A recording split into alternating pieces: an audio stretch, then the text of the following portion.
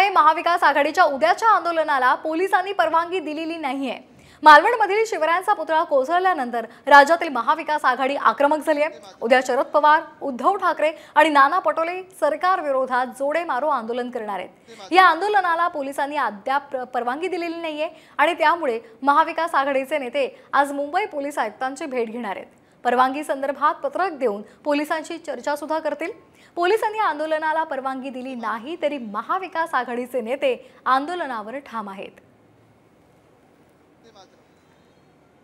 Mumbai police, मिंदे सरकार व त्यांचे पक्षातले सगळे घाशीराम कोतवाल बरं का पेशव्यांचे हे शेवटपर्यंत लोकभावनांचा उद्रेक दडपशाहीनं संपवण्याचा प्रयत्न करते।